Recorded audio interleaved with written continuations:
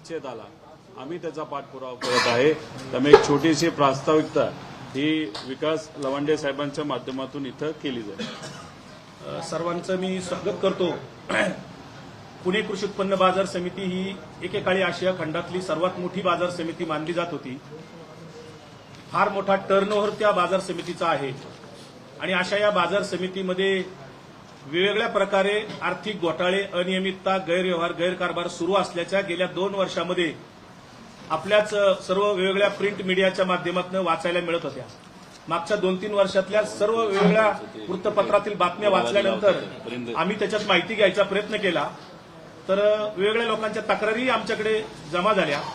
त्यानंतर मग जूनमध्ये पहिल्यांदा निवेदन दिलं आणि त्याच्यानंतर सातत्याने पाठपुरावा सुरू आहे।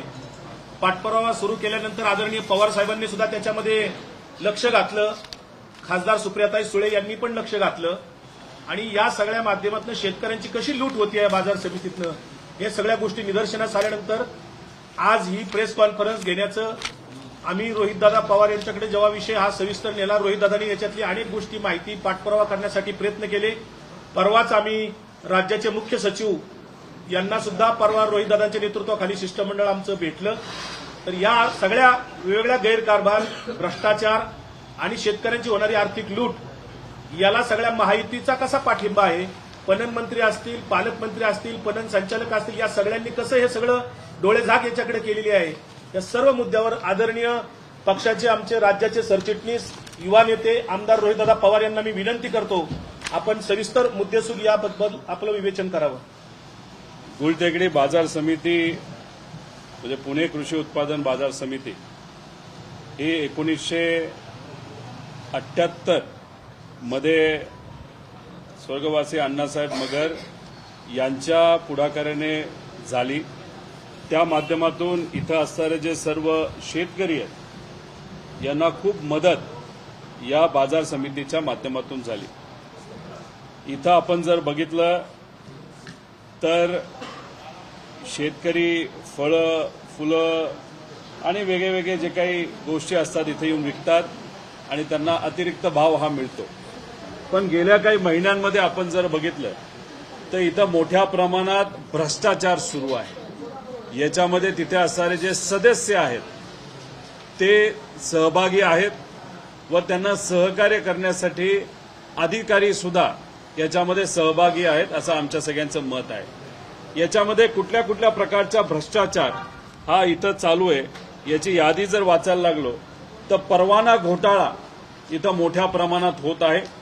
त्याच्याचबरोबर G56 गैरव्यवहार म्हणजे याच्यामध्ये अजितदादा गटाचे संचालक गणेश घुले व त्यांचे चिरंजीव गौरव घुले म्हणजे जी म्हणजे घुले यांनी 56 जागा ज्या आहेत बाजार समितीच्या त्या चुकीच्या पद्धतीने काही लोकांना दिलेल्या आहेत आणि महिन्याला 1.5 ते 2 कोटी रुपये भाडं अवैध पद्धतीने हे घुले परिवाराला तिथं दिलं जातं। त्याला G56 असा गैरव्यवहार म्हणतात।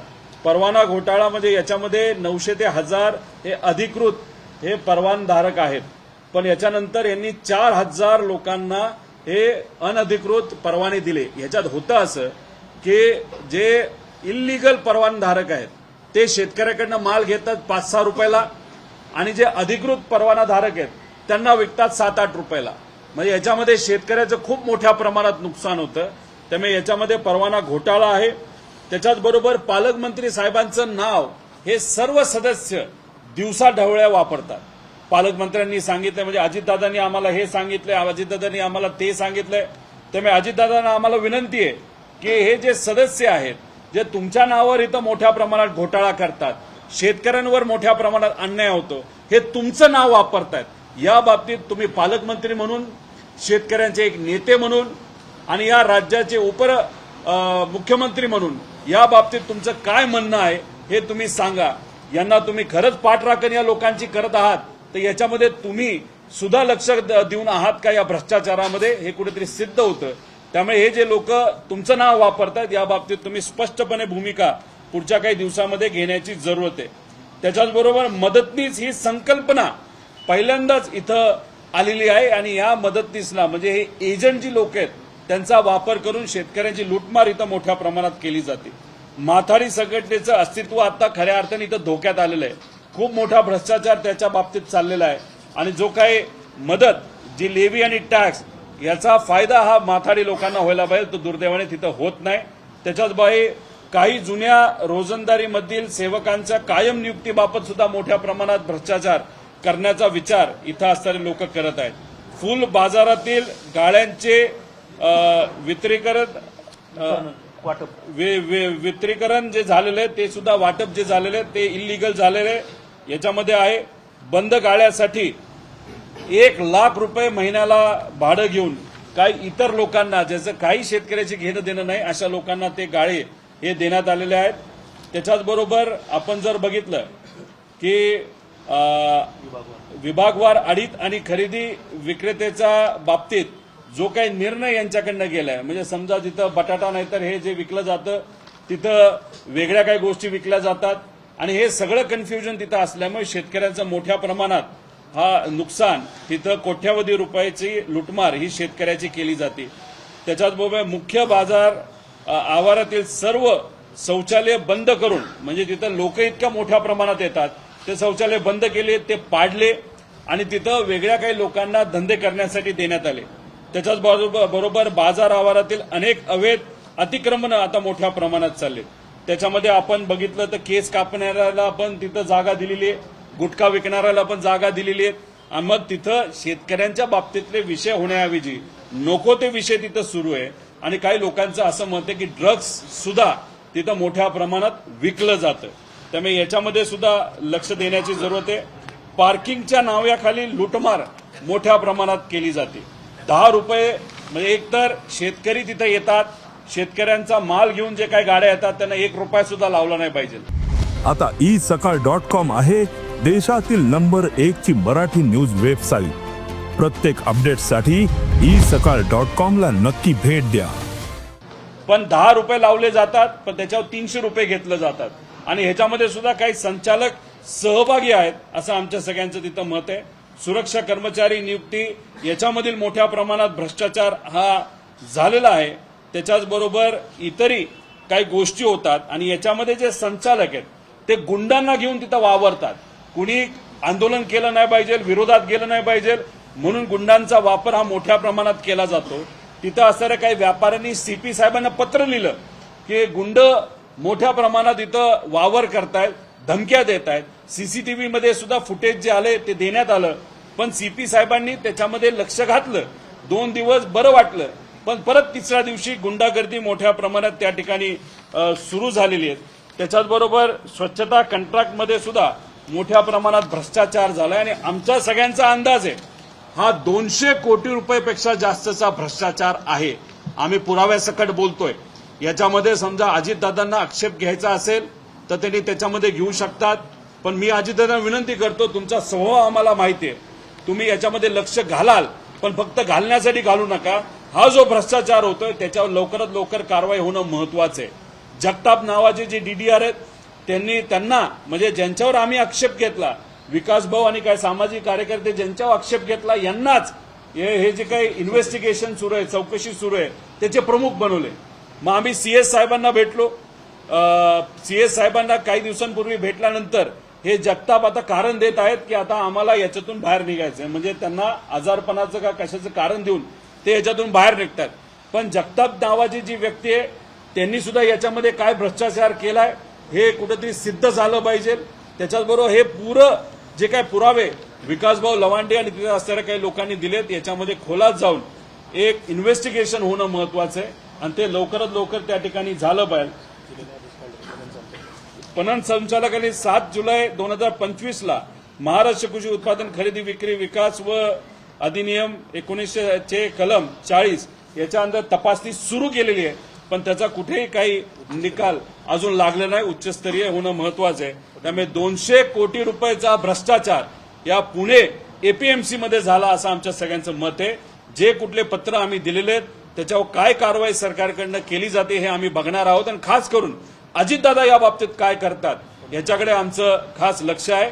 पणन मंत्र्यांना पत्र दिलं, अधिवेशनात चर्चा झाली, सांगण्यात आलं की उच्चस्तरीय आम्ही समिती बनवू. ती समिती बनवली पण त्याच्याकडून इन्व्हेस्टिगेशन कुठेही पारदर्शक पद्धतीने सुरू नाही. याच्यात बऱ्याच लोकांना हफ्ते दिले जातात, मंत्र्यांना, मंत्री लेवलच्या लोकांना सुद्धा हफ्ते दिले जातात, अधिकाऱ्यांना हफ्ते दिले जातात, अशी चर्चा आहे। याच्यात खोलात जाऊन लक्ष देण्याची जरूरत आहे।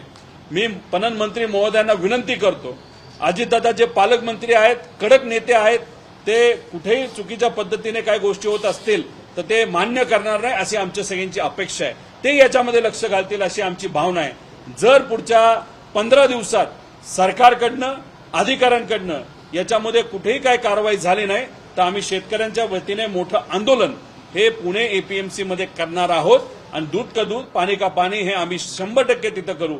तरी सुद्धा आम्ही 15 दिवसाचं कालावधी हा सरकारला आणि इथं असणाऱ्या पालकमंत्र्यांना त्या ठिकाणी देतो। त्या बाबतीत ते काय करतात हे आम्ही सर्वजण बघू। आज हा लढा विकास भाऊ एकटे लढत आहेत, त्यांच्याबरोबर हजारो शेतकरी आहेत, पण जे कुणी या इलेक्शनमध्ये लढले होते त्यांना विजय मिळाला नसेल, प्रामाणिकपणे लढले, पण पैशाचा वापर करून जे कोणी उमेदवार पडले असतील त्यांना सुद्धा याच्यामध्ये सहभाग घ्यायचा असेल तर ते घेऊ शकतात। हा सामाजिक आहे, अराजकीय विषय आहे। हा सामाजिक विषय असल्यामुळे जे कोणी आज सत्तेत आहेत या एपीएमसी मध्ये त्यांना सुद्धा जर वाटत असेल आत्ताचे अध्यक्ष नाही तर पूर्वीचे अध्यक्ष यांनी जर याच्यामध्ये भ्रष्टाचार केलाय, त्यांना सुद्धा आम्ही विनंती करतो, शेतकऱ्याच्या वतीने, शेतकऱ्यांच्या हितासाठी तुम्ही या आंदोलनामध्ये या। हे आंदोलन अराजकीय आंदोलन आहे, शेतकऱ्यांच्या वतीने आहे। हवेली भागातले शेतकरी आहेतच, पण याच्याच बरोबर महाराष्ट्रातून इथं अनेक शेतकरी हे येत असतात। त्यामुळे या सर्व शेतकऱ्यांच्या वतीने हा मुद्दा आम्ही मांडत आहोत। जे जे कोणी याच्यामध्ये सहभाग घेतील त्यांचं आम्ही स्वागतच या ठिकाणी करू, असं या प्रेस कॉन्फरन्सच्या माध्यमातून मी आपल्या सर्वांना व शेतकऱ्यांना व भ्रष्टाचार करणाऱ्या लोकांना या ठिकाणी मी आवाहन करत आहे। चला, एक तर हे जे काही समिती केली आहे त्याचे प्रमुख जगताप म्हणून कोणीतरी डीडीआर आहे असं आम्हाला कळतं। यांच्यावरच आक्षेप लोकांचा आहे, यांनीच याच्यामध्ये गैरव्यवहार केला असं लोकांचं मत आहे आणि त्यांनाच तिथं जर तुम्ही त्या समितीचं नाहीतर जी काय इन्व्हेस्टिगेशनची समिती आहे त्याचं तुम्ही प्रमुख बनवत असाल म्हणजे चोरालाच त्यांनी केलेली चोरी जी आहे त्याचं इन्व्हेस्टिगेशन करण्याची जबाबदारी दिल्यासारखं आहे। त्यामुळे ते जे डीडीआर आहेत त्यांच्या विरोधात आम्ही आहोत, त्यांना तिथं ठेवण्यात काही कारण नाही। एक उच्चस्तरीय समिती करणं हे अपेक्षित होतं, उच्चस्तरीय जे अधिकारी याच्यामध्ये असणं अतिशय महत्वाचं आहे। त्यामुळे जॉईंट रजिस्ट्रार नाही तर अशा कोणाला तरी व्यक्तीला तिथं बसवणं आणि हे पारदर्शक पद्धतीने इन्व्हेस्टिगेशन होणं महत्वाचं आहे। सीएस साहेबांना आम्ही विनंती केलेली आहे, ते चीफ सेक्रेटरी साहेब या बाबतीत काय करतात हे बघण्याची जरूरत आहे, पण अजितदादा या बाबतीत काय करतात हे प्रामुख्याने इथं असणारे लोक हे डोळ्यात तेल घालून वाट बघत आहेत। दादा या बाबतीतली भूमिका काय घेणार आहे?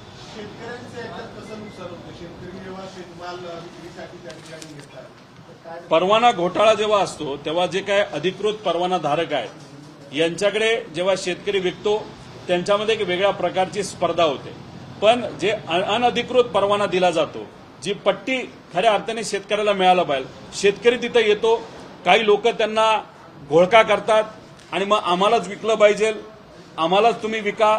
मग कांदा आला, कांदा समजा 12 रुपयाला विकला, मग तोच जो अनधिकृत परवाना धारक असतो तो काय करतो, तो जो अधिकृत परवाना धारक आहे तोच 12 रुपयाचा कांदा हा 14 रुपयाला त्यांना विकतो। म्हणजे याच्यामध्ये शेतकऱ्याचं 2 रुपयाचं नुकसान होतं आणि हे फक्त कांदा नाही तर या विषयात होतं असं नाही, हे प्रत्येक जो उत्पादन करणारे जे काही कांदा असेल, बटाटा असेल, भाज्या असतील, ह्या सर्व विषयामध्ये खोट्या पट्ट्या ह्या दिल्या जातात आणि त्याच्यात भ्रष्टाचार होतो आणि त्यात शेतकऱ्याचं मोठ्या प्रमाणात नुकसान होतं। कारण हे जे परवाना धारक आहेत जे इल्लीगल आहेत ते कुठे ना कुठे पैसा कमवण्यासाठीच आलेत ना, आणि मग पैसा ते कमवतात, कोणाच्या नावावर कमवतात, ते शेतकऱ्याच्या नावावर, आणि एपीएमसीचं नाव हे मोठ्या प्रमाणात याच्यामध्ये खराब होतंय असं आमच्या सगळ्यांचं मत आहे। प्रधानमंत्र्यांनी अधिवेशनात 2 बाजार समितीच्या चौकशी घोषणा केली होती, एक नागपूर आणि एक पुण्याची। नागपूरच्या बाजार समितीवर तातडीनं कारवाई झाली, पण पुण्याच्या बाजार समितीवर कोणतीही कारवाई नाही। त्यांनी ती चौकशी समिती नेमली होती, चौकशी समिती बी अजून जाहीर झालेली नाही। त्यांनी जी जी कारवाई करणार ती घोषणा केली तेही काही झाले। हे फक्त तोंडाला पानं पुसल्यासारखी ती समिती झाली होती, त्याच्यामध्ये कुठेही काही झालेलं नाही। जेव्हा समिती फॉर्म झाली याच्यात आम्हाला असं कळालं की हे जे संचालक आहेत सर्व त्या संचालकांनी पाकिटं बनवली आणि ती पाकिटं ही फार मंत्रालयापर्यंत त्यांनी ती पाकिटं दिली म्हणून ह्याच्यात कुठेही काय होत नाही। एवढे पुरावे आम्ही जर दिले असतील, तिथे असणाऱ्या शेतकऱ्यांनी पुरावे दिले असतील, सामाजिक कार्यकर्त्यांनी पुरावे दिले असतील, मग त्याच्यावर जर कारवाई होत नसेल तर पाकिटाचं राजकारण झालं असं आमच्या सगळ्यांचं मत आहे। आणि जर आम्ही म्हणतो ते चुकीचं असेल तर लवकरात लवकर तुम्ही कारवाई करा, प्रमुख मोठ्या एखाद्या अधिकाऱ्याला याची समितीचा अध्यक्ष बनवा आणि पुढच्या 15 दिवसात जी काय कारवाई आहे ती कारवाई तुम्ही करा। पण हे जे सरकार आहे या अधिकाऱ्यांना कुठंच काही करायचं नाही, कारण याच्यातून करोडो रुपये हे काही लोकांपर्यंत पोहोचतात। एक तर सदस्य खात्यातच, त्याच्याच बरोबर काही अधिकाऱ्यांपर्यंत पाकिटं पोहोचतात आणि मंत्रालयापर्यंत पाकिटं पोहोचत असल्यामुळे याच्यावर कारवाई केली जात नाही असं आमच्या सगळ्यांचं मत आहे। त्यामुळे मंत्री महोदय आणि पालकमंत्री महोदय या दोघांना विनंती आहे की या बाबतीत तुम्ही लक्ष घालून लवकरात लवकर कारवाई ह्या झाल्या पाहिजे। आणि ही जी काही आमची पुणे एपीएमसी आहे ती गुंडांच्या विळख्यात आणि धंदेवाईकांच्या विळख्यात आणि भ्रष्ट राजकारणाच्या विळख्यात जी अडकलेली आहे त्याच्यातून कृपा करून शेतकऱ्यांच्या हितासाठी या एपीएमसीला तुम्ही वाचवा। सत्तेमध्ये तुमच्या बहुसंख्य तुमच्या संचालक मंडळात 2 गट आहेत आणि त्यामध्ये एक संचालक आहे की जे बहुमताच्या जोरावर जे काही सगळे निर्णय होतात त्याला आपल्या पक्षाचा एक संचालक आहे, तो त्या गटामध्ये आहे, सत्तेमध्ये आहे। म्हणजे आज ज्या सगळ्या भ्रष्टाचार जो काय घडतोय त्यामध्ये तुमच्या कुठेतरी पक्षाचं बहुमत असतं, त्याला हातभार असल्याशिवाय कुठलाही निर्णय होत नाही। आता तो पालिकेची तयारी करतोय, एकीकडे तुम्ही पवार साहेब पत्र देतात, पवार साहेबांनी काही संचालक जाऊन भेटतात, नक्की तुमच्या पक्षाच्या संचालकांची भूमिका काय आहे? एक तर आमचा कोणी संचालक आहे असं आम्हाला वाटत नाही, पण जर असेल आणि तो सुद्धा जर या भ्रष्टाचारामध्ये अडकलेला असेल आणि त्या भ्रष्टाचारामध्ये त्याचा पाठिंबा असेल तर त्याच्यावर सुद्धा कारवाई झाली पाहिजे असं आमच्या सगळ्यांचं मत आहे। आम्ही नेत्यांना पाठिंबा देण्यासाठी कधी राजकारणात आलेलो नाही, लोकांना न्याय देण्यासाठी आलेलो आहे। आणि शेतकऱ्याला न्याय देण्यासाठी इथं जो करोडो रुपयाचा भ्रष्टाचार जो होतोय त्यात जे कुणी अडकलेले असतील, ज्यांनी कुणी भ्रष्टाचार केलेला आहे पूर्णपणे सगळ्यांवर कारवाई झाली पाहिजे अशी आमची भूमिका आहे। आम्ही शेतकऱ्यांच्या वतीने हा लढा तिथं लढत आहोत आणि शेतकऱ्यांच्या हितासाठी जर कोणावर कारवाई होत असेल तर सगळ्यांवर कारवाई होत असेल तरी ती कारवाई करा, पण आमच्या शेतकऱ्याला आणि आमची ही पुण्याची जी एपीएमसी आहे ज्याचं महत्व आज दुर्दैवाने कमी कमी होत चाललेलं आहे। उलाढाल हजारो कोटी रुपयाची इथं होऊ शकते, पण हे ज्या काही गोष्टी होतात ज्या पद्धतीने याच्यामध्ये काही आपण पद्धतीने जो व्यवहार व्हायला पाहिजे तो व्यवहार न झाल्यामुळे एक तर उलाढाल कमी होती आणि शेतकऱ्याला सुद्धा मोठ्या प्रमाणात नुकसान इथं होताना आपण सर्वजण बघू शकतो। दादा, मागच्या आठवड्यात संचालक मंडळाने अजितदादांची भेट घेतली होती, चौकशी लावून सुद्धा भेट घेणार आणि त्यात अजितदादांनी त्यांना सांगितलं की राष्ट्रीय बाजारात आपला काही समावेश होणार नाही, त्यामुळे संचालक मंडळामध्ये स्वतःला अभय मिळाले त्यांनी चर्चाही केली, त्याच्यावर आपलं काय मत? अजितदादांबरोबर चर्चा झाली आणि इथं असणाऱ्या संचालकांना वाटत असेल त्यांना अभय मिळालं तर मग हे फार चुकीचं आहे। आम्ही लढा हा काही इथं सोडणार नाही। त्यामुळे अजितदादांना त्यांच्या संचालकांनी काय सांगितलं हे माहीत नाही, पण अजितदादांना हे पूर्ण पुरावे आम्ही पाठवून देऊ। विकास भाऊंना आम्ही सांगतो की कुठेही राजकारण याच्यामध्ये न करता दादा जर निर्णय घेणार असतील तर विकास भाऊ स्वतः शेतकऱ्यांच्या वतीने कागदपत्र घेऊन अजितदादांना पुढच्या 5-6 दिवसात भेटतील। अजितदादा त्या बाबतीत काय करतात हे आपल्याला बघावं लागेल। आम्ही मंत्री महोदयांना पत्र सुप्रियाताईंच्या माध्यमातून दिलं, त्या बाबतीत मंत्र्यांनी एक समिती फॉर्म केली, पण समिती कुठेही पारदर्शक पद्धतीने काम करत नाही। आदरणीय पवार साहेबांनी सुद्धा एक पत्र हे सीएस आणि मुख्यमंत्री साहेबांना हे दिलेलं आहे, पण त्या बाबतीत सुद्धा कुठेही कारवाई झाली नाही। सीएस साहेबांना आम्ही जेव्हा भेटलो त्यांनी सांगितलं याच्यात 100% आम्ही लक्ष घालू। अधिकारी सगळेच खराब असतात, नेते सगळेच खराब असतात आमचं मत नाही। सीएम साहेब हे जे खऱ्या अर्थाने पारदर्शक पद्धतीने काम करतात असं ते म्हणतात। साहेब, तुम्हाला पुरावे आम्ही पाठवले, पवार साहेबांचं स्वतःचं पत्र हे तुम्हाला आलेलं आहे। दादांना सुद्धा आम्ही आव्हान करतो की विकासभाऊ लवांडे सर्व पुरावे घेऊन हे तुम्हाला भेटतील। त्यामुळे ह्या संचालक मंडळांना वाटत असेल त्यांना लय अभय मिळालं तर ते झोपेत येत नाही तर स्वप्नात आहेत। आम्ही काय त्यांना सोडणार नाही। आम्ही शेतकऱ्यांच्या वतीने हा लढा लढू आणि शेतकऱ्यांना न्याय देणार। आणि आपली जी एपीएमसी आहे जी अख्ख्या देशात फेमस होती चांगल्या कारभारासाठी आणि शेतकऱ्याला न्याय देण्यासाठी, अण्णासाहेब मगरांनी ही समिती मार्केट कमिटी सुरू केली होती, शेतकऱ्यांसाठी केली होती आणि हे पूर्ण पूर्वीचं वैभव हे आपल्या एपीएमसीला आम्ही आणू आणि शेतकऱ्याला सुद्धा न्याय दिल्याशिवाय आम्ही शांत बसणार नाही।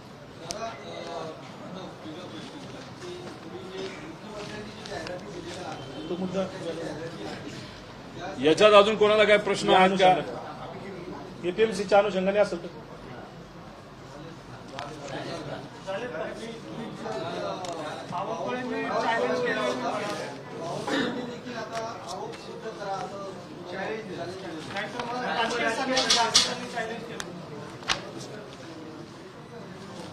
हे बघा, दोन विषय याच्यामध्ये आहेत.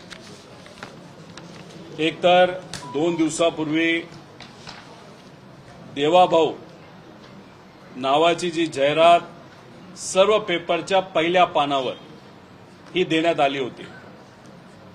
पहिल्या पानावर जाहिरात दिली जात असेल तर काय हरकत नाही. शेवटी पेपरला सुद्धा कुठं ना कुठेतरी जाहिराती लागत असतात. पेपरचं कुठेही काही म्हणणं नसतं. त्यांना एखादी जाहिरात आली तर ते लावून टाकतात. कुणी ना कुणीतरी तिथं पेमेंट करत असतं. पेमेंट हे ऑफिशियली होत असतं. आता याच्यामध्ये आमचा आक्षेप असा होता, एक तर ती जाहिरात बघितल्यानंतर देवाभाऊ म्हणजे देवेंद्र फडणवीस साहेबांचं उदात्तीकरण त्या जाहिरातीच्या माध्यमातून केलं गेलं होतं.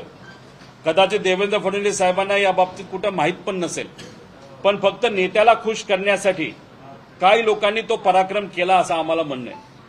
भाजपली जर ती जाहिरात दिली असती तर भाजपचं चिन्ह तिथं असलं असतं. एखाद्या नेत्याला ती जाहिरात दिली असती ओपन एंडेड तर त्याचं नाव तिथं असलं असतं, जर भाजपचा नेता असला असता. पण तसं कुठेही काही नव्हतं. एखाद्या कंपनीला जर जाहिरात दिली असती त्याचा फोटो नाव तिथं असलं असतं, तेही तिथं झालेलं नाही. मग याच्यामध्ये वेगळे वेगळे काही गोष्टी तिथं निघतात. एक तर अशा नेत्यांनी ही जाहिरात दिली असं आम्हाला कळालेलं आहे, जे आज सत्तेत आहेत पण भाजपमध्ये नाहीये. आणि ते भाजपमध्ये नसल्यामुळे हे कदाचित दादांच्या पक्षातले सुद्धा असू शकतात, तर एकनाथ शिंदे साहेबांच्या पक्षातले असू शकतात. पण देवेंद्र फडणवीस साहेबांचे उदात्तीकरण करण्याचा एखादी बातमी नाही तर एखादी जाहिरात जर सत्तेतला दुसरा पक्ष करत असेल तर त्या पक्षातल्या नेत्याला, प्रमुख नेते म्हणजे एकनाथ शिंदे साहेब नाही तर दादा यांना ते आवडणार नाही, म्हणून त्यांनी तिथं नाव टाकलं नाही असं आम्हाला तिथं कळतंय. आता ही भूमिका आम्ही घेतल्यानंतर आम्ही भूमिका घेत असताना हे सांगितलं कदाचित हे देवेंद्र फडणवीस साहेबांना माहीत नसावं. पण मग त्याच्यात बावनकुळे साहेबांनी सांगितलं की रोहित पवारच्या पोटामध्ये काय दुखतंय. मला बावनकुळे साहेबांना एवढंच सांगायचं, बावनकुळे साहेब तुम्ही दिवसाला 4 कोटीची बातमी द्या, जाहिरात द्या, 400 कोटीची द्या नाही तर 4000 कोटीची द्या, आम्हाला काही तिथं देणं घेणं नाही. आमचं फक्त म्हणणं एवढंच आहे की ही बेनामी जाहिरात का दिली गेली. मग कुठल्या कॉन्ट्रॅक्टरनी ही जाहिरात दिली आहे का, कुठल्या व्यावसायिकांनी ही जाहिरात दिली आहे का. मग कॉन्ट्रॅक्टर नाही तर व्यावसायिकाची ही जर जाहिरात असेल मग त्यांना प्रत्यक्ष अप्रत्यक्षपणे सरकारच्या माध्यमातून कुठली मदत दिली गेली होती का.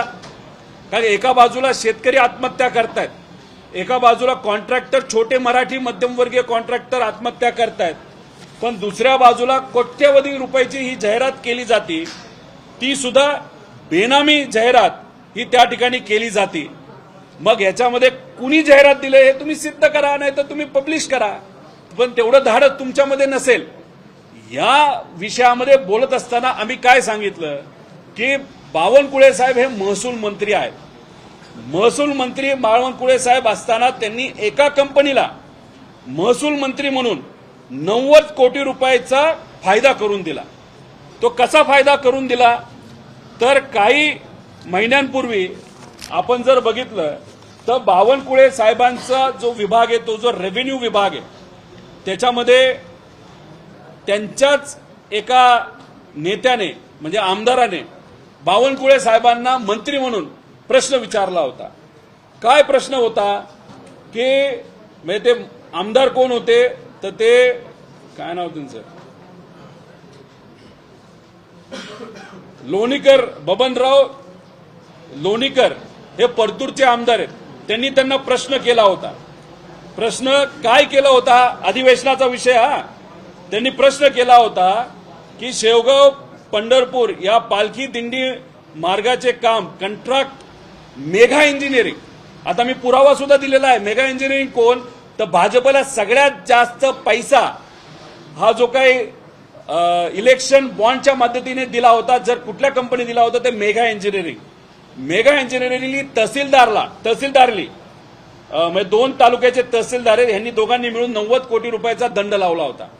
तो दंड लावल्यानंतर तो कमिशनर पर्यंत विषय गेला. कमिशनरनी सांगितलं हा दंड योग्य आहे, कारण मेगा इंजिनिअरिंगली इलिगल पद्धतीने खनिज म्हणजे दगड, माती, मुरुम हा त्या ठिकाणी सरकारला न सांगता तो काढला गेला होता आणि सरकारचा मोठ्या प्रमाणात त्याच्यामध्ये महसूल हा बुडला होता. त्यामुळे कमिशनरांनी सांगितलं नाही, 90 कोटी जो दंड हा दोन्ही तहसीलदारांनी लावला तो योग्य पद्धतीने लावलेला आहे. आणि मग ही केस कुठं हिअरिंगला आली तर ही केस बावनकुळे साहेबांच्या समोर हिअरिंगला आली. आणि बावनकुळे साहेब अधिवेशनामध्ये उत्तर देताना काय बोलतायत बघा. शेवगाव व पंढरपूर या पालखी दिंडी मार्गाचे काम करणारे mega engineering infrastructure limited Hyderabad यांनी गौण खनिजाचे अवैध उत्खनन विविध प्रकरणात उपर जिल्हा अधिकारी जालना यांनी 38 कोटी, तहसीलदार परतूर यांनी 55 कोटी एवढ्या रकमेच्या दंडाचे विविध आदेश पारित केले आहेत. हे ते कोण मान्य करतं? हे बावनकुळे साहेब मान्य करतात, मी नाही, बावनकुळे, खुद्द बावनकुळे साहेब. त्याच्यानंतर दुसरा, तहसीलदार परतूर यांनी विविध प्रकरणी दिलेल्या आदेशाविरुद्ध अपर विभागीय आयुक्त क्रमांक 1 छत्रपती संभाजीनगर यांच्याकडे दाखल केलेले अपील फेटाळण्यात आले. अहिल्यानगर त्याविरुद्ध मंत्री महोदय म्हणजे कमिशनर साहेबांनी हे फेटाळलं. आणि मग हे हिअरिंगला कुठं आलं तर हे हिअरिंगला आलं खुद्द बावनकुळे साहेबांकडे. म्हणजे अधिकारी काय म्हणतात, तहसीलदार आणि कमिशनर हे म्हणतात की सरकारचा 52 कोटी रुपयाचा हा महसूल हा बुडलेला आहे. त्यामुळे ह्या मेगा इंजिनिअरिंगवर कारवाई झाली पाहिजे आणि ती कारवाई अधिकाऱ्यांनी केली. पण बावनकुळे साहेबांनी काय केलं, जेव्हा त्यांच्या मध्ये वाटाघाटी झाल्या असतील, पैशाचा व्यवहार सुद्धा झाला असेल, नाहीतर मेगा इंजिनिअरिंगली भाजपला इलेक्ट्रॉल बॉन्डमध्ये खूप मोठ्या प्रमाणात पैसा दिला आणि पैसा दिला म्हणून हे मेहरबान झाले आणि 92 कोटीवरनं किती रुपये ही पेनल्टी लावली मेगा इंजिनिअरिंगला, 17 लाख रुपयाची पेनल्टी. दुर्दैव असं म्हणजे बावनकुळे साहेब म्हणतात की मी राजकारणातून निवृत्ती घेतली पाहिजे. बावनकुळे साहेब, मी पुरावा देतोय तुम्हाला, सोशल मीडियातून तुम्हाला पुरावा दिलेला आहे. हा पुरावा तुम्हीच त्याचं उत्तर दिलेलं आहे. आता तुम्ही माझ्यासारख्या छोट्या कार्यकर्त्याच्या निवृत्तीबद्दल तिथं बोलला. तुम्ही फार मोठे नेते आहात, तुम्ही निवृत्ती घ्यायची काय घ्यायची हा अधिकार मला नाही. पण मी तुम्हाला विनंती एवढीच करतो, जो पुरावा तुम्ही मागितला तो पुरावा मी दिलेला आहे. त्या बाबतीत तुम्ही काय स्पष्टीकरण करता देता याच्याकडे पूर्णपणे महाराष्ट्राचं तिथं लक्ष आहे. त्यामुळे या बाबतीत तुम्ही स्पष्टीकरण दिलंच गेलं पाहिजे. आणि अशाच पद्धतीने ह्या गोष्टी लपवण्यासाठी काही कॉन्ट्रॅक्टर, काही नेते हे बेनामी पद्धतीने जर तुमच्या नेत्याच्या जाहिराती तिथं देत असतील तर आमचा अधिकार आहे तुम्हाला विचारण्याचा की त्यांचं नाव हे जर तुम्ही त्या ठिकाणी जाहीर करू शकत असाल तर ते जाहीर केलं गेलं पाहिजे. पण त्याला धाडस लागेल. त्यामुळे 2 विषय, एक मी पुरावा दिलाय, तुम्ही माझ्या निवृत्तीबद्दल तिथं बोलत होता, आता तुम्ही या बाबतीत काय भूमिका घेणार हे थोडंसं लोकांना आणि महाराष्ट्राच्या जनतेला आणि पत्रकारांना तुम्ही सांगावं. आणि 2, निनावी पद्धतीने ज्या जाहिराती दिल्या गेल्या त्याच्या पाठीमागे कोण आहे हे मात्र त्या ठिकाणी तुम्हाला लोकांना सांगावं लागेल. का? कारण का देवेंद्र फडणवीस साहेबांना कदाचित या गोष्टी माहीत नसतील, पण देवेंद्र फडणवीस साहेब हे राज्याचे मुख्यमंत्री आहेत. आणि मग अशा पद्धतीने नेत्याच्या ज्या जाहिराती काही कंपनी आणि सत्तेतले काही नेते, आता तुम्ही म्हणाल सत्तेतले नेते जाहिरात देत असेल काय चुकीचं आहे? अनेक नेत्यांवर आम्ही आता त्या ठिकाणी आवाज उठवत आहोत भ्रष्टाचाराच्या बाबतीत. हे नेते काय करतात? अजितदादांच्या पक्षातले नाही तर एकनाथ शिंदे साहेबांच्या पक्षातले हे जाऊन भेटतात देवेंद्र फडणवीस साहेबांना. त्यांच्यात काय चर्चा होती हे आम्हाला माहित नाही. कदाचित देवेंद्र फडणवीस साहेब बोलत असतील काळजी करू नका मी तुमच्या पाठीशी आहे. नंतर हे नेते बाहेर येऊन खूप खुश राहतात. कुठेही काही त्यांना असं वाटतं अरे काय नाही आता आपण मुख्यमंत्री साहेब आपल्या पाठीशी आहेत, देवेंद्र फडणवीस साहेब पाठीशी आहेत, काही टेन्शन घ्यायची कारण नाही. आणि मग कुठेतरी भ्रष्टाचारावर पडदा टाकला जातो असं आमचं सगळ्यांचं मत आहे. आणि मग हे नेते या नेत्यांना देवेंद्र फडणवीस साहेबांना न सांगता कदाचित खुश करण्यासाठी जाहिरात देतात, नाहीतर काही कॉन्ट्रॅक्टर जाहिरात देतात, नाहीतर काही बिल्डर हे जाहिरात देतात. कुठलाही व्यक्ती हजारो कोटी नाही 100 कोटीची जाहिरात फुकटात देत नसतो, हे लोकांना त्या ठिकाणी माहिती आहे. याच्यामध्ये कुठं ना कुठेतरी काहीतरी मेहरबान हे सरकार झालं असेल. जसे हे बावनकुळे साहेब हे कुठल्या कंपनीवर मेहरबान झाले, तर हे मेगा इंजिनिअरिंगवर मेहरबान झाले आणि 90 कोटी रुपये हे तसंच माफ केलं. एका बाजूला शेतकरी पाणंद रस्ते करत असताना तहसीलदारने त्याच्यावर कारवाई केली, तर त्या बिचारा शेतकऱ्याचं कुठेही तिथं पेनल्टी माफ केली जात नाही. काही दिवसांपूर्वी अजितदादांचा फोन एका अधिकाऱ्याला कशासाठी गेला होता, तर त्या पाणंद रस्त्यासाठी गेला, पण तिथं कारवाई झाली. कोणावर कारवाई झाली? शेतकऱ्यांवर आणि छोट्या नेत्यांवर कारवाई झाली. दादा दुसऱ्या पक्षाचे आहेत, मी भूमिका त्यांच्या बाजूने घेणार नाही, पण त्या बाजूला शेतकऱ्यांवर पाणंद रस्त्यासाठी तुम्ही कारवाई करता आणि दुसऱ्या बाजूला मेगा इंजिनिअरिंगला 92 कोटीचं डिस्काउंट तुम्ही देता. याच्यामुळे जर काळा बाजार झाला असेल तर मग तुम्ही त्या ठिकाणी कुठेतरी याच्यात इन्व्हेस्टिगेशन झालं पाहिजे, असं देवेंद्र फडणवीस साहेबांना मी विनंती करतो.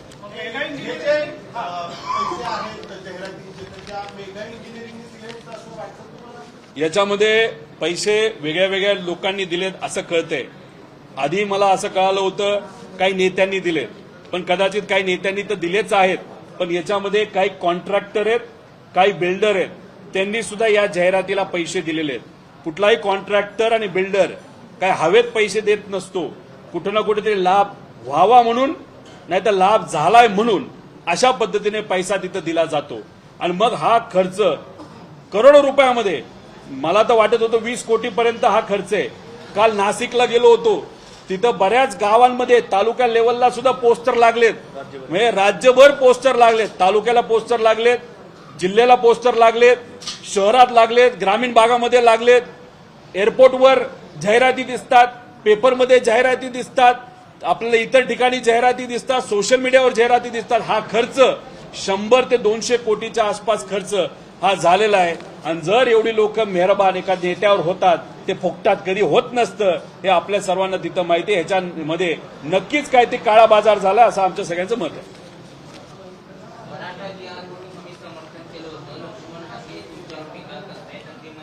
त्यांच्यावर विषय घेऊ. इतर काय विषय मुद्दे आहेत का आपल्याकडे? बोला.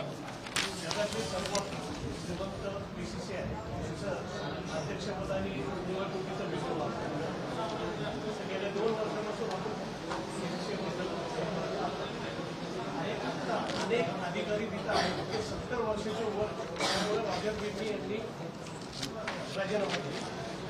28 तारखेला त्यांची एजीएम आहे, त्याच्यानंतर लगेच ती डिक्लेअर होईल.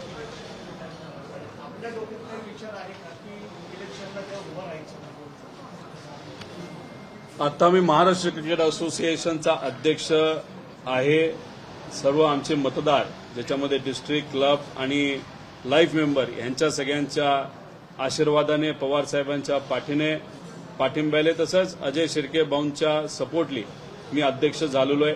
गेल्या 3 वर्षामध्ये मनापासून क्रिकेटसाठी खूप काही केलेलं आहे. अनेक वर्ष जे महाराष्ट्र क्रिकेट असोसिएशनमध्ये झालं नाही ते आम्ही सर्व अपेक्स बॉडी मेंबर मिळून ते करून दाखवलेलं आहे. मी जेव्हा राजकारणात आलो तेव्हा जिल्हा परिषद सदस्यापासून माझी सुरुवात झाली. नंतर मी आमदारकीला उभं राहिलो. आमदारकीच्या माध्यमातून लोकांची सेवा मतदारसंघात आणि महाराष्ट्रामध्ये मी करण्याचा प्रयत्न करतोय. पण राजकारणात पण मी जे काही आलोय ते फक्त आमदार बनण्यासाठी आलोय असं नाही. महत्वाकांक्षी मी सुद्धा आहे. उद्या जाऊन इतर पदं मिळाली पाहिजे, त्या पदाच्या माध्यमातून लोकांची सेवा करता आली पाहिजे, महाराष्ट्राची सेवा करता आली पाहिजे अशी माझी इच्छा आहे. जसं राजकारणात ती माझी इच्छा आहे, तसं क्रिकेटमध्ये सुद्धा महाराष्ट्र क्रिकेट असोसिएशनचं आता येणारं इलेक्शन हे आमच्या सर्वांसाठी महत्वाचं आहे. त्यात आम्ही इच्छुक आहोत, त्याच्यामध्ये आम्ही लक्ष देणारच आहोत. पण वर जाऊन, उद्या जाऊन कधी काळी बीसीसीआय इलेक्शनमध्ये सुद्धा जर लक्ष द्यायचं झालं तर तिथलं राजकारण अजून मला माहीत नाही. तिथे असणाऱ्या आत्ताच्या नेत्यांना विश्वासात घेऊन उद्या जाऊन कदाचित ते इलेक्शन लढण्याची भूमिका ही नक्कीच मी मनामध्ये ठेवेल. पण आज तो दिवस नाही. आज महाराष्ट्र क्रिकेट असोसिएशन आणि क्रिकेट असोसिएशनच्या माध्यमातून आत्ता जे आम्ही सर्वजण काम करत आहोत त्याला अजून जोमाने आम्हाला काम करायचं आहे. आणि आत्ता जे बीसीसीआयमध्ये असणारे पदाधिकारी आहेत त्यांचं आम्हाला नेहमीच सहकार्य हे मिळत असतं. त्यामुळे त्यांचं कार्य चांगलंच आहे. ते जे आजपर्यंत करत आले त्यांनी महाराष्ट्र क्रिकेट असोसिएशनला मदत केलीच गेली आहे. त्यामुळे येणाऱ्या इलेक्शनमध्ये जी कुठली बॉडी असेल त्या बॉडीली आम्हाला मदत केली असेल तर त्या बॉडीबरोबर आम्ही नक्कीच राहू, नाही तर पवार साहेबांचं मार्गदर्शन या बाबतीत नक्कीच घेऊ.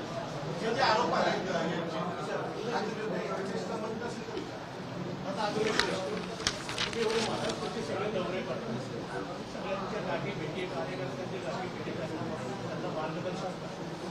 नोव्हेंबर किंवा डिसेंबरमध्ये महाराष्ट्र ऑलिम्पिक असोसिएशनची इलेक्शन आणि अजितदादा पवार साहेबांचे 3 टर्म संपले.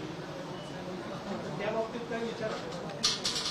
त्या इलेक्शनचा म्हणजे महाराष्ट्र ऑलिम्पिक असोसिएशन BCCI याचा कुठेही मी अभ्यास केलेला नाही. मी अभ्यास आता महाराष्ट्र क्रिकेट असोसिएशनचा केलेला आहे. त्याच्यामध्ये मी लक्ष देऊन आहे. अनेक लोकांच्या कुस्तीमध्ये काम करणाऱ्या मान्यवरांच्या पाठिंब्याने महाराष्ट्र कुस्तीगीर परिषदेचा अध्यक्ष सुद्धा लोकांच्या आशीर्वादाने मी तिथं झालेलो. त्यामुळे या 2 संघटनेमध्ये आता मी लक्ष देत आहे. ऑलिम्पिक्समध्ये लक्ष अजूनपर्यंत दिलेलं नाही आणि BCCI मध्ये सुद्धा दिलेलं नाही. त्यामुळे जे काय आहे ते प्रामाणिकपणे करत आहे. याच्यामध्ये अजून काय चांगलं करता येईल का याचा विचार नक्कीच त्या ठिकाणी मी करेल. दादा, हे तुमचे जे आरोप आहेत, हे बावनकुळेंचं म्हणणं आहे की ही जी प्रकरण आहे जे राधाकृष्ण विखे पाटील मुख्यमंत्री असताना आहे आणि त्यांचं जे आव्हान आहे की आम्ही कुठे दंडमाफ केला आहे, दंडमाफ केलेला असेल तर त्याचे काय पुरावे आहेत? आता सोशल मीडियावर पुरावा टाकलाय ना. अधिवेशनामध्ये जेव्हा एखादा प्रश्न हा अधिकृत होतो त्याला विचारणारा जो आमदार असतो त्याचं नाव दिलं जातं, काय प्रश्न विचारलाय तेही तिथं दिलं जातं. त्यानंतर उत्तर जे मंत्री देणार आहेत त्या मंत्र्याचं सुद्धा नाव तिथं दिलेलं आहे. आता ते स्वतः हिअरिंगला होते, म्हणजे स्वतः जर बावनकुळे साहेब हिअरिंगला असतील आणि त्यांना जर तिथं 99% ऑफर दिली असेल, 99% माफ, गरीबाला 100% भरा. तुम्ही त्या एखाद्या ट्रॅफिकवाल्या पोलिसांनी जर तुम्हाला धरलं तर पैसे दिल्याशिवाय सोडत नाहीत, तहसीलदारने धरलं तरी सोडत नाहीत. पण एखाद्या मालदार व्यक्ती जर समोर असेल तर त्याला तुम्ही 99% ऑफ देत असताल. तर बावनकुळे साहेब हे तुमचं उत्तर आहे, हे आम्ही पुरावे दिलेत. या बाबतीत तुम्ही काय करणार आहात? आता तुम्ही बोलला आहात ना की रोहित पवारनी निवृत्ती घेतली पाहिजे. तर आता रोहित पवारनी कुठलाही विषय, रोहित पवार हा मुद्द्यासकट नाही तर पुराव्याशिवाय तिथं देत नसतो. पुरावे आता मी दिलेले आहेत. त्यामुळे बावनकुळे साहेब तुम्ही स्वतः हिअरिंगला होता, त्या बाबतीत तुम्ही काय करणार आहात हे तुम्ही सांगा. आणि जर तुम्हाला असं वाटत असेल हे खापर कोणाच्या ते नावावर फोडायचे आणि विखे पाटील साहेबांच्या नावावर फोडायचे, ते पण तुमचेच नेते आहेत, कोणाच्या नावावर फोडायचे तुम्ही फोडा. पण हे 90 कोटी तुम्ही ऑफर नाही तर 90 कोटीची सूट या मेगा इंजिनिअरिंगला तुम्ही का दिली हे मात्र त्या ठिकाणी तुम्ही लोकांना सांगितलंच पाहिजे असं आमच्या सगळ्यांचं मत आहे. हा विषय आता तुम्ही आणला आहात, अधिवेशन आम्ही मांडला, थातूर मातूर उत्तर मिळालं. पण आता तुम्ही मला चॅलेंज केलं आहे, मी तुम्हाला चॅलेंज करतो. हे जे काय पुरावे मी दिलेत ते चुकीचे ते तुम्ही सांगावं आणि या बाबतीत तुम्ही काय करणार आहात हे पुरावे खरेत. याच्यामध्ये सिद्ध होते की तुम्ही 90 कोटी हे एका मेगा इंजिनिअरिंग नावाच्या कंपनीला माफ केलेले आहेत. या बाबतीत तुम्ही काय करणार आहात, याच्यापुढे तुम्ही काय करणार आहात? राजकारण करायचं नाही करायचं हा तुमचा विषय आहे. पण या बाबतीत जे पुरावे आम्ही दिलेत त्याच्यावर तुमचं काय स्पष्टीकरण आहे ते तुम्ही संबंध महाराष्ट्राला तुम्ही सांगितलंच पाहिजे. ठीक आहे, बोला.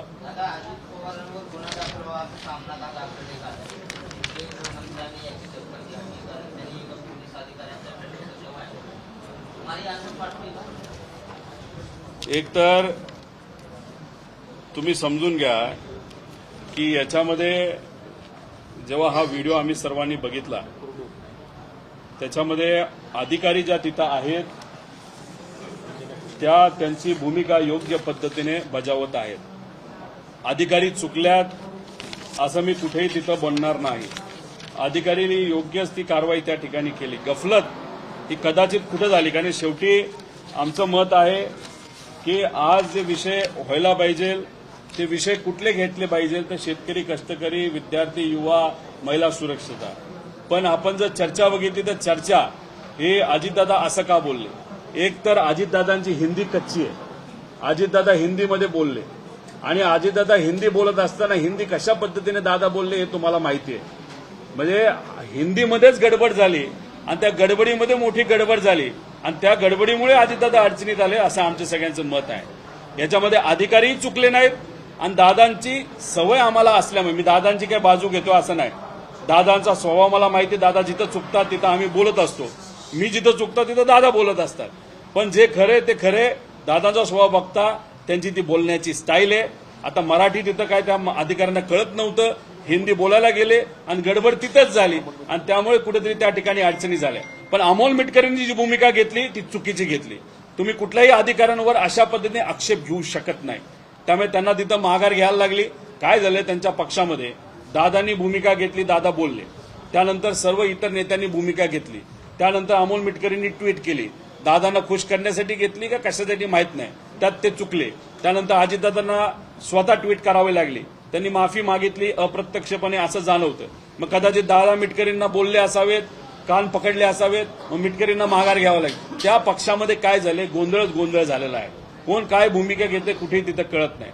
पण एक तुम्ही समजून घ्या की जे मित्र पक्ष आहेत, आम्ही तो विरोधात आहोत, आम्ही लोकांची भूमिका मांडतोय, पण याच्यामध्ये जे मित्र पक्ष आहेत भाजप त्यांचं कसं आहे पंख कापण्याचा प्रयत्न तिथं करते. एकनाथ शिंदे साहेबांचं काय झालंय आपल्याला माहिती, ते टीव्हीवर आता कुठंच दिसत नाही. राज्याचे नेते आता ठाण्यापुरते त्यांना मर्यादित भाजपली केलं का काय अशी चर्चा दुर्दैवाने सुरू आहे. मोठे नेते, दिलदार व्यक्तिमत्व, पण आता ठाण्यापुरतंच त्यांना दुर्दैवाने तिथे ठेवले. पैसा ताकद खूप मोठी आहे.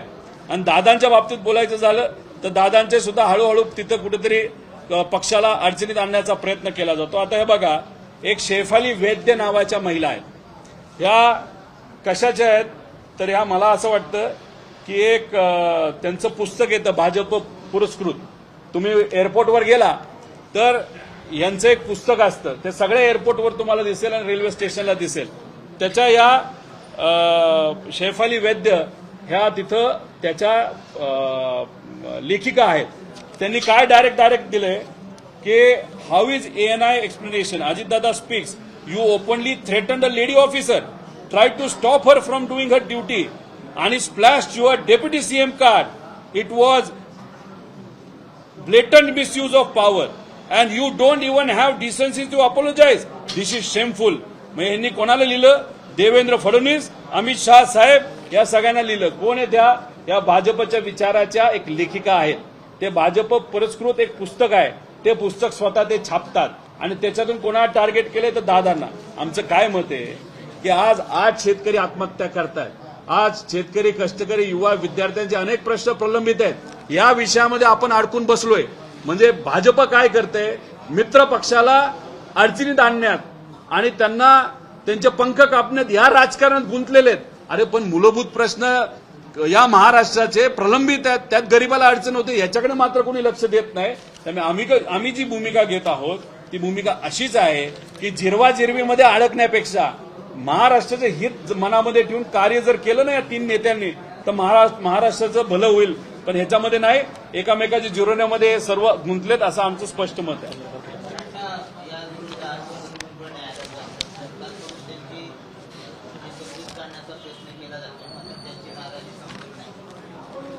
हे बघा, जरांगे पाटील सामाजिक कार्यकर्ते, त्यांनी एक आंदोलन उभं केलं. ते मुंबईपर्यंत पोहोचलं. लाखो लोक त्या आंदोलनामध्ये आले. याच्यामध्ये आपण जर बघितलं, हे आंदोलन होणार हे 3 महिने आधी सरकारला माहीत होतं. सरकारकडे होम डिपार्टमेंट असतं. महाराष्ट्रामध्ये काय मुवमेंट होतीये, कोण कुठं कोणाला भेटतंय, लोकांचं मत काय, याचा अंदाज हा होम डिपार्टमेंटला असतो. होम डिपार्टमेंटचे प्रमुख कोण आहेत तर होम मिनिस्टर आहेत. होम मिनिस्टर कोण आहे तर देवेंद्र फडणवीस साहेब आहेत. यांच्याकडे म्हणजे रोज महाराष्ट्रामध्ये काय घडतंय हे होम मिनिस्टरला त्याच दिवशी कळत असतं. मग 3 महिन्यानंतर आंदोलन मुंबईला होणार हे माहीत असताना होम डिपार्टमेंटली या बाबतीत कुठंच काही दखल घेतली नाही. होम डिपार्टमेंटली दखल घेतली असती तर जी उपसमिती आहे मराठा आरक्षणाची, त्यांना सांगितलं असतं की आंदोलन मोठं होणार आहे, तुम्ही चर्चा करा, बसा, बैठक घ्या आणि निर्णय घ्या. आंदोलन मुंबईपर्यंत येऊन चालणार नाही. मुंबईकरांना अडचण होऊ शकते. आंदोलनाला महाराष्ट्रातून, ग्रामीण भागातून जे युवा मराठा समाजाचे कार्यकर्ते येणार आहेत त्यांना अडचण होणार असेल, अडचण होऊ शकते, हे होम डिपार्टमेंटला आधीच कळू शकलं असतं. पण त्यांनी 3 महिने आधी सुद्धा उपसमितीला काही सांगितलं नाही. उपसमिती कोणाच्या मार्गदर्शनाखाली चालते तर देवेंद्र फडणवीस साहेबांच्या. त्याच्यामध्ये अनेक मराठा नेते, त्याच्यामध्ये महाजन साहेब, ओबीसी नेते हे सुद्धा तिथं आहेत.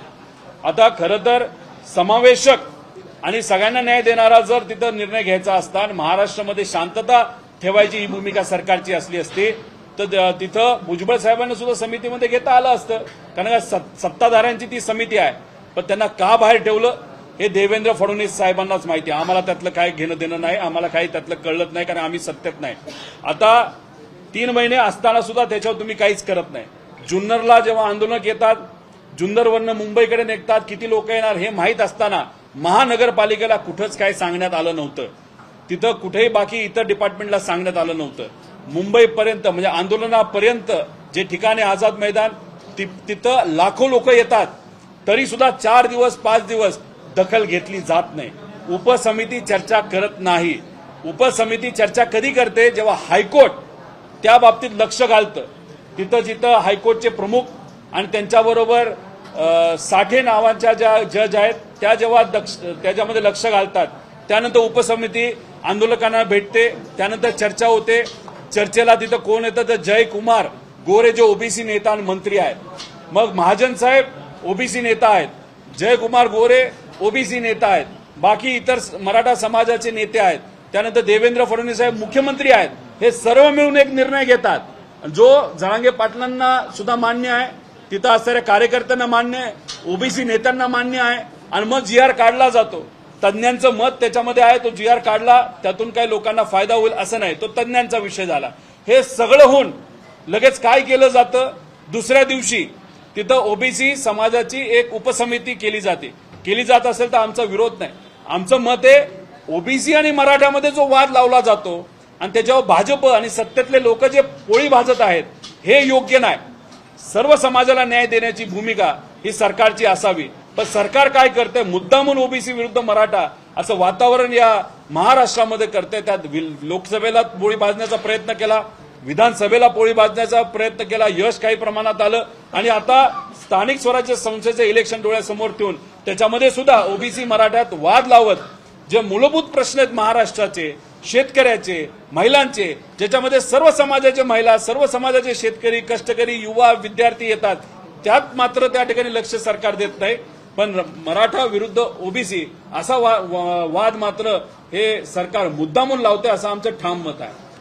पण हा जे तुमच्यावर टीका करताय, तुम्ही त्यांचं समर्थन करता जर आंबेडकर आणि त्यांच्या सभेत कुठे पुणे शाहू आंबेडकरांचे फोटो आहेत, एखादी आमच्या सभेचा बघा असं म्हणतात. कसं असतं, हाकेंचं काय चुकतं असं मी म्हणणार नाही. हाके भाऊ काय करतायत, त्यांच्यासमोर उदाहरण हे पडळकरांचं ठेवतायत. सुरुवातीला आपण बघितलं असेल, पडळकरांनी आंदोलन हे धनगर समाजासाठी केलं होतं. धनगर समाजाला आरक्षण मिळावं यासाठी त्यांनी इतर सामाजिक कार्यकर्त्यांबरोबर आंदोलन केलं. तो हेतू चांगला होता, समाजासाठी प्रामाणिक होता. असंही कळतं की त्यांनी देवाची शपथ सुद्धा घेतली होती की भाजप आपल्याला काही न्याय मिळणार नाही, देणार नाही, भाजपमध्ये मी जाणार नाही.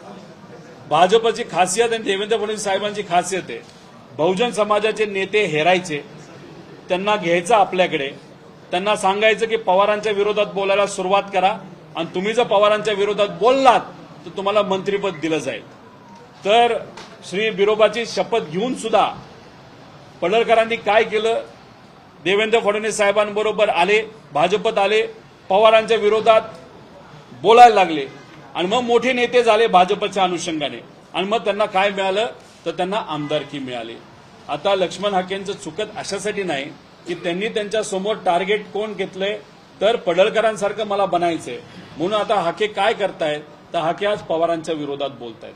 आज सत्तेत कोण आहेत, भाजप आहेत, एकनाथ शिंदे साहेब आहेत, अजितदादा आहेत. या तिघांना ठेवलं बाजूला आणि पवारांबद्दलच ते बोलायला लागले. पवार साहेबांबद्दल बोलतात, माझ्याबद्दल बोलतात. म्हणजे काय, देवेंद्र फडणवीस साहेबांसारख्या मोठ्या नेत्यांनी कदाचित हाकेंना सांगितलेलं आहे की तुमचं काम आहे की जसं पडळकरांना आम्ही आमदार केलं तसं तुम्हाला करतो, पण तुमचं आता काम आहे की धनगर आरक्षणाचे मुद्दे आता तुम्ही हाताळू नका. कारण का हाकेंनी धनगर आरक्षणाचा मुद्दा हाताळला होता 2014ला, आंदोलनही केलं होतं इतर लोकांबरोबर, पण ते कदाचित त्यांना त्या विषयाबाबतीत विसर पडलेला आहे. पण जसं भाजप सांगतायत तसं ते काम तिथं करतायत. हे काय सांगतात की आम्ही रसद पुरवली. एक तुम्हाला सर्वांना सांगतो की जेव्हा केव्हा लोक अडचणीत असतात तेव्हा आम्ही सर्वजण पुढाकार घेत असतो. जेव्हा सांगलीला तिथं पूर आला होता तेव्हा आम्ही मदत पाठवली होती. का तिथं जात धर्म बघितला का, नाही, लोकांना अडचण आहे तिथं पाठवा. साताराला मदत पाठवली.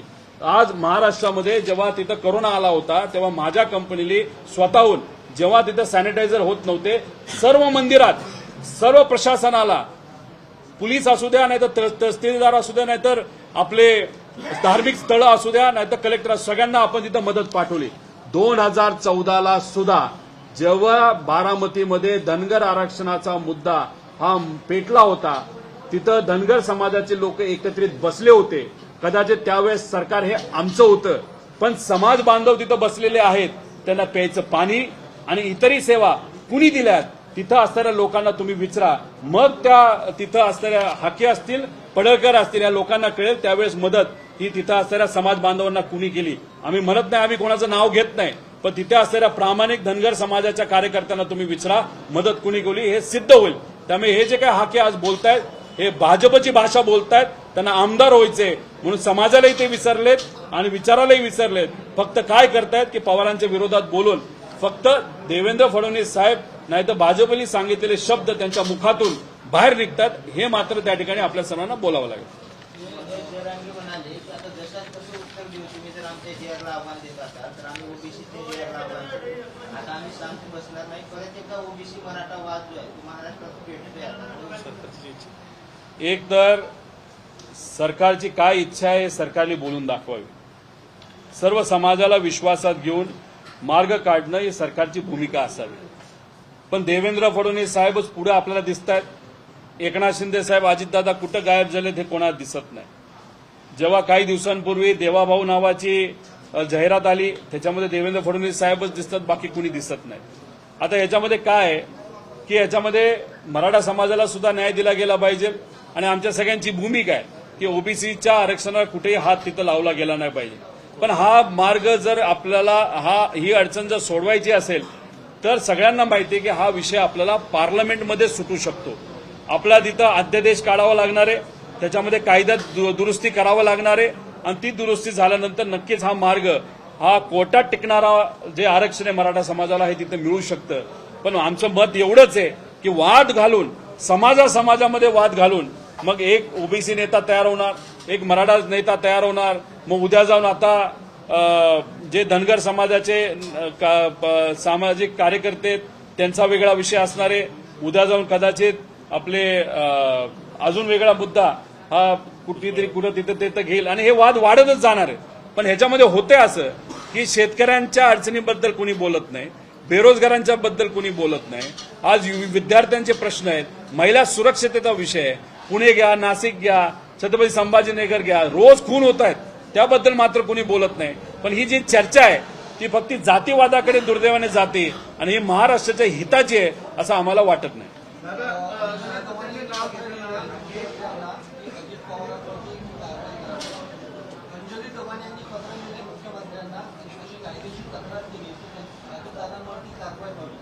अंजलीताई या चांगल्या सामाजिक कार्यकर्त्या आहेत. अनेक वेळा अनेक सामाजिक चांगले मुद्दे हे त्यांनी उचललेले आहेत.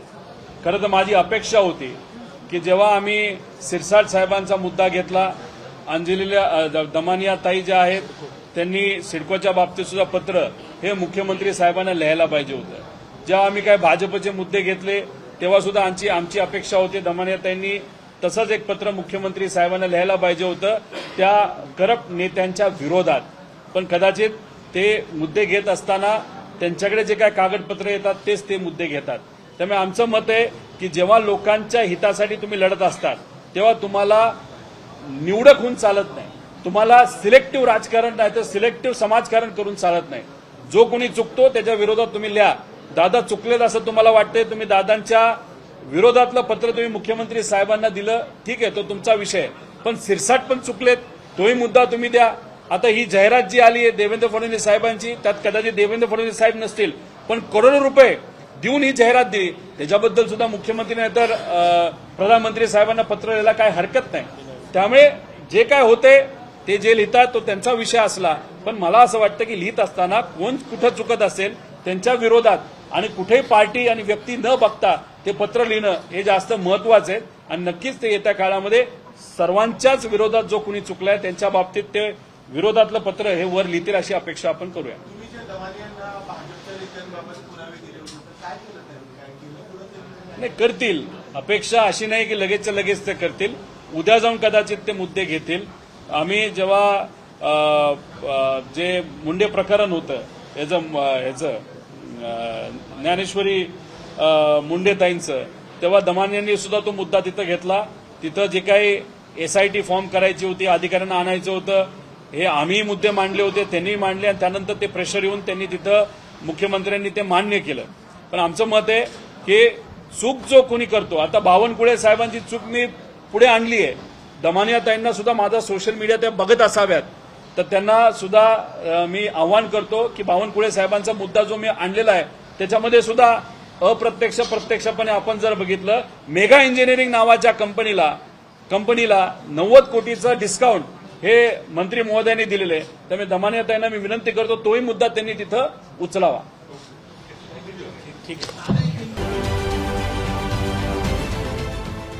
देश विदेशातील प्रत्येक घडामोडींचे लाईव्ह अपडेट मिळवण्यासाठी आता साम टीव्हीच्या सर्व सोशल मीडिया प्लॅटफॉर्मला लाईक, फॉलो आणि सबस्क्राईब करा. तसंच सर्व नोटिफिकेशनसाठी बेल आयकॉन प्रेस करायला विसरू नका.